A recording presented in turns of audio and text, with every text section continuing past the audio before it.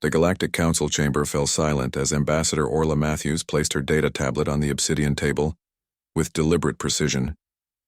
Across from her, the Virillian High Councilor's chromatophores flickered in patterns of smug satisfaction, while the Krenth delegation's antennae twitched with barely concealed disdain.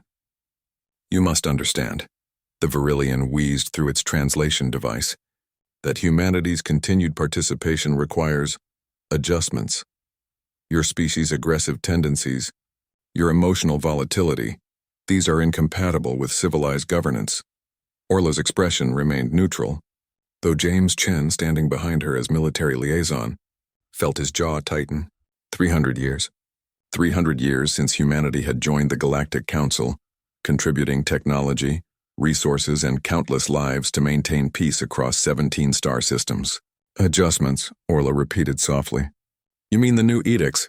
Limiting human military personnel to support roles, restricting our trade routes, requiring cultural sensitivity, Shenshin training that portrays us as barbaric primitives."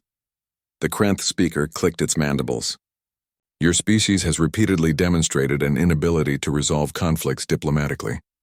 The incident at Proxima Station was resolved because of human intervention," James interjected, unable to contain himself. "When the Torvaxi rebels breached the station's core, it was Lieutenant Sarah Okonkwo who manually sealed the reactor. She saved 40,000 lives and died from radiation exposure doing it." The council member shifted uncomfortably.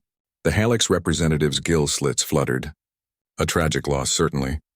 But it exemplifies the problem. Humans throw themselves into danger with reckless abandon."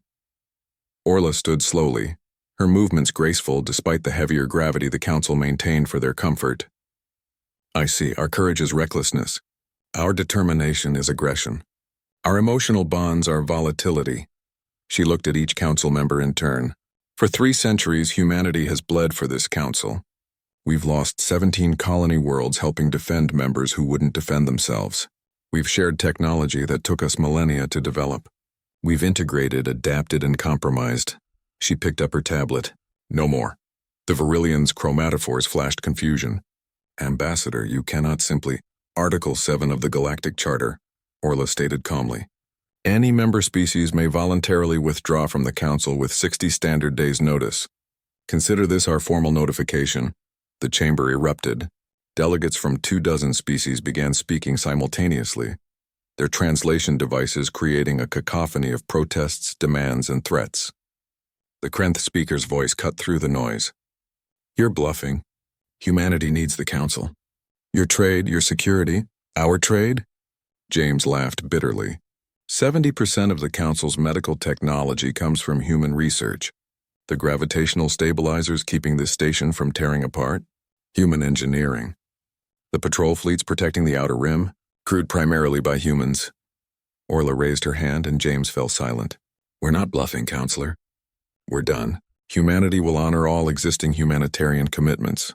We'll continue medical shipments to Halix Prime for 6 months while you find alternative suppliers. We'll maintain patrol routes until you can deploy replacement vessels. But make no mistake, we're leaving. This is unacceptable." The Virillian's colors flushed angry crimson. "You cannot abandon your responsibilities." "Responsibilities?" Orla's voice remained level, but something cold entered her eyes. When the Krenth faced the plague of 17 moons, it was human doctors who found the cure. When the Virillian colony worlds were starving after the Great Blight, it was human agri-ships that kept your people fed. When the Torvaxi War threatened to consume the entire sector, it was human soldiers who held the line. She leaned forward. "And how did you repay us?" "By dismissing our dead as acceptable casualties. By voting to restrict our growth because you feared our expansion. By treating us as violent children who needed civilizing." Her voice dropped to barely above a whisper. "We don't need civilizing, Counselor. We needed partners. We got rulers instead." The Halix representative, older and perhaps wiser than the others, spoke quietly. "Ambassador Matthews, please. Perhaps we've been hasty.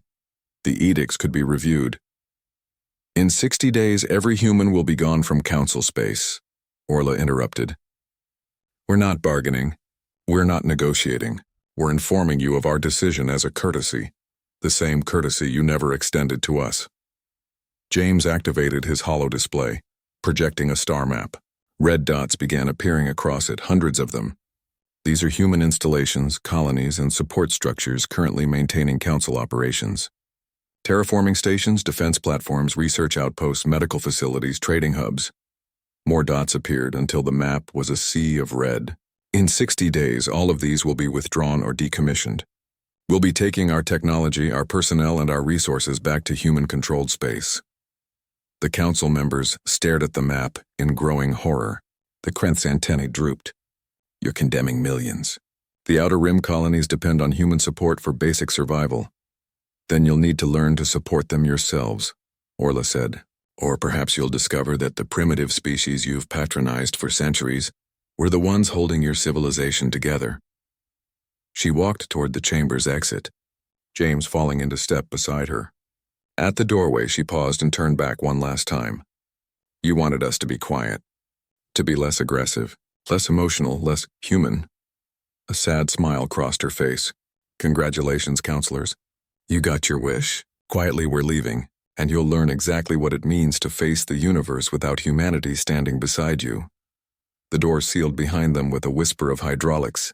In the weeks that followed, the Galactic Council scrambled to respond. Emergency sessions were called. Apologies were drafted.